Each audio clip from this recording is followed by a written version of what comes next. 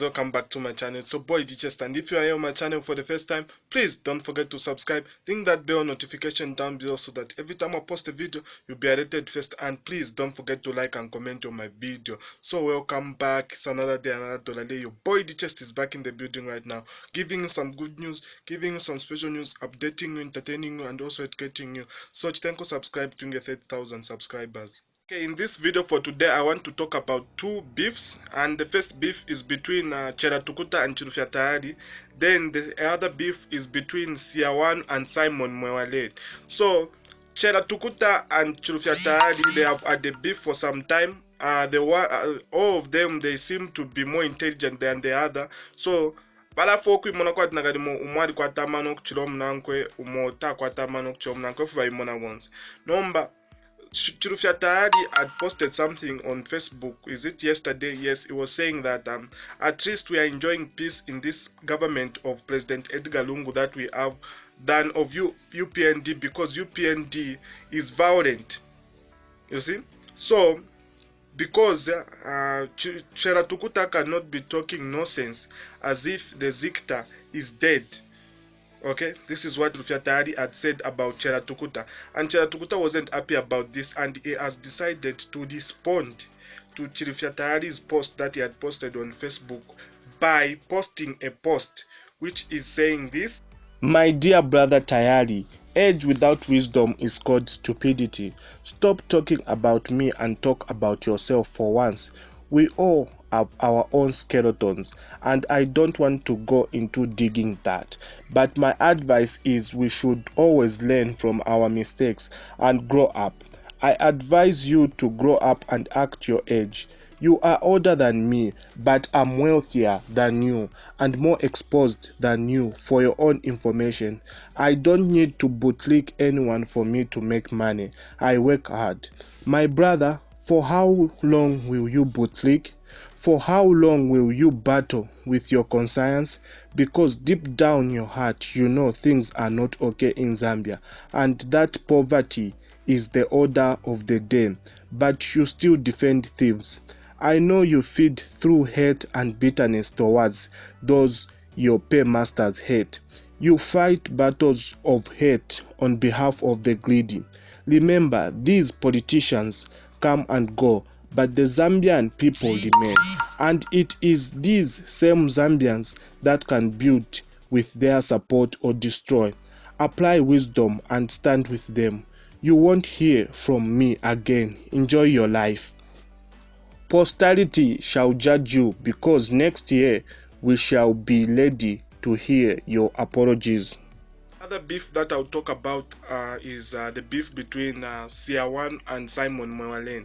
So there has been a beef that has been happening between these two people. So the main reason for this beef is that Simon Mwewa, he criticizes Seer's English, that Seer doesn't know how to speak English and he doesn't know how to pronounce words.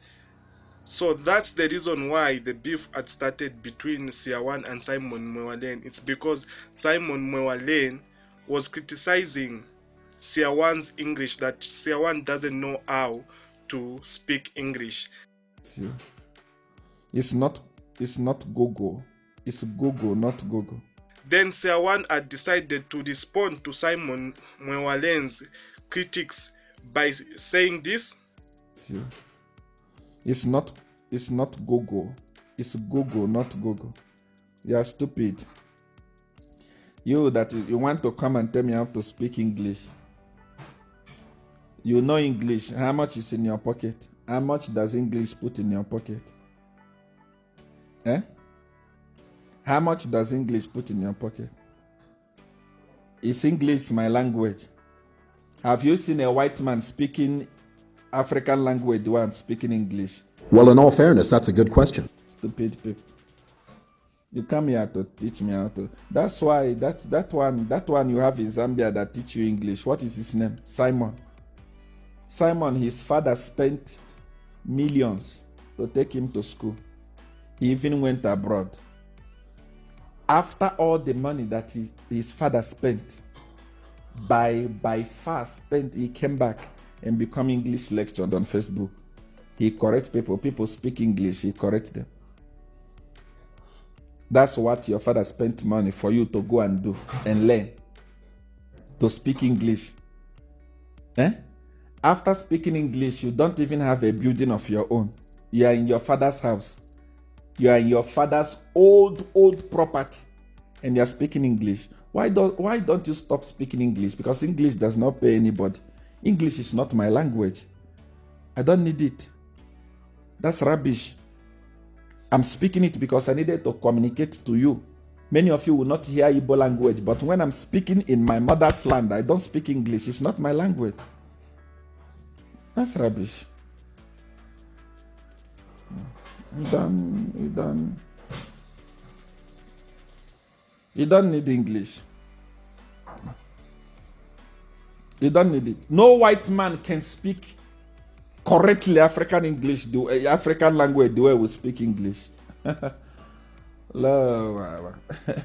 Don't come and correct me. When I put words where it's supposed to be, so long as you understand what I'm trying to communicate, take it like that. Don't correct me. It's not my language.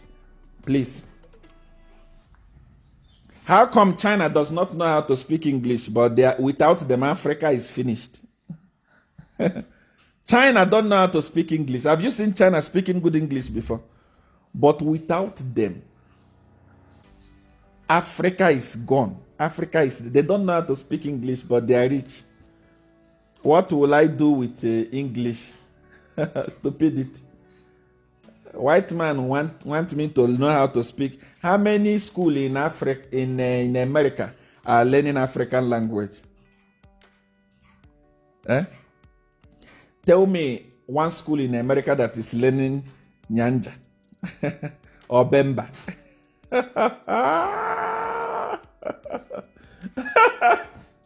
They don't need it. If they don't need it, so they come for you. And Simon Mwewa these days has been making videos, direct shots to Seer.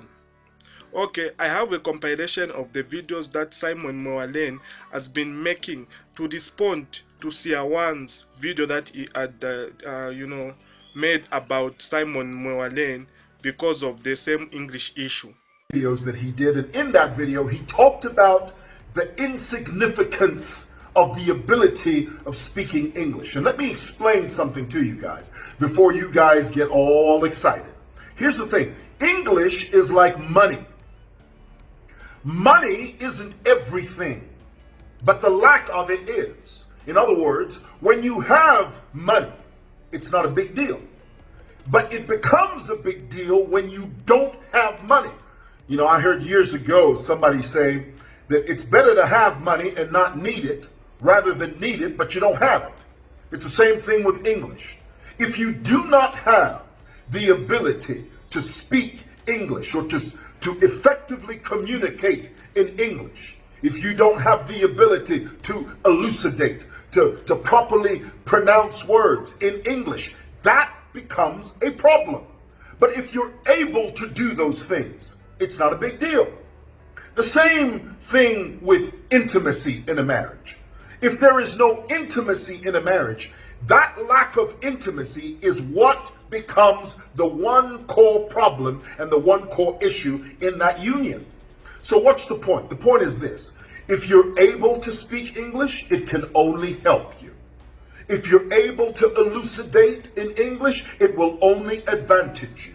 If you are able to properly communicate in English, it only helps you. Now, from a cultural point of view, and this is something that my parents taught us, my brothers and sisters. First of all, as Black Africans, you have to know how to speak your indigenous language first.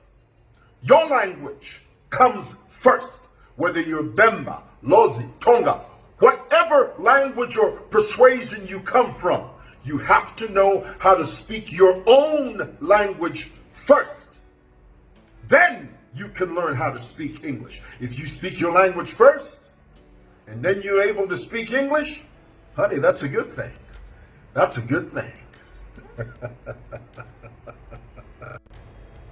Hey, very quickly, have you ever heard someone use the saying, the idiom, the axiom, an axe to grind. Have you heard this? An axe to grind. Someone who has an axe to grind is someone that has an ulterior motive. Someone that has a hidden agenda. Such a person has an axe to grind. For instance, the man that we know as Andrew, aka Blind One, aka Seer One, he has an axe to grind with the current administration because they ejected him from this nation. So every so often he comes on Facebook and he spews the most potent venom imaginable to man. He says all manner of things against this nation. And yet, underneath all of that, Andrew, aka Blind One, aka Seer One, he knows that if there's a nation on this continent that is the personification of corruption, it's not Zambia. The quintessential nation that embraces corruption like a cloak is Nigeria. Nigeria surpasses any country on the face of the earth when it comes to corruption. And yet you've got this man, you've got this despot, you've got this con man, you've got this vagabond who claims to love my nation. And yet the truth is he has an axe to grind. The way they removed him and expelled him from this nation, because of that, he has an axe to grind. Now, here's my message. And I know many of you don't like it when I talk about it, but that's okay. This is my page. I say what I want when I want. Okay? So just accept that. Here's the thing. It's like me. I've got kids. And you, as a stranger, you come to my home and you tell me how horrible and how indisciplined and how foolish my children are. They may be that way, but they're my kids. They're not your kids. So Blind One, aka Seer One, it doesn't matter how much you rail and you hook and you holler and you talk about how Zambia is a corrupt nation. It's our nation. It's not your nation. So here's the thing, Andrew. If you want to talk about corruption, if you want to talk about despicable corruption, look in the mirror. Nigeria is the quintessential state of corruption.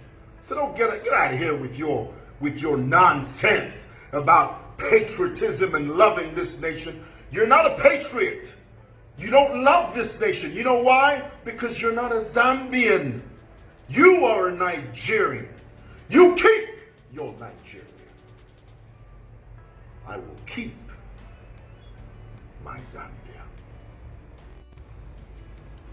Hey, real quick, one word, Jagaban. Jagaban. Now, the word Jagaban has its roots in the Nigerian dialect of Hausa. As many of you know, Nigeria has a multiplicity of multitudinous hundreds of languages, 520 languages to be exact. And one of those languages is called Hausa. And in Hausa, the word Jagaban means a leader that takes people to a place that his followers are already familiar with. They are called Jagabans. And let me hasten to add, I've got to say this, and you and I were talking about this earlier. In the absence of genuine leadership, people are willing to listen to anyone that steps up to the microphone to speak. And this is where Jagabans thrive. When there is no genuine leadership, people will crawl through the sand and the desert. And when they come to a mirage and they realize that the mirage is not real. People are so desperate for leadership that they will drink the sand. Why? Because Jagabans have stepped up to the plate. You must ask yourself the question, are you a Jagaban follower?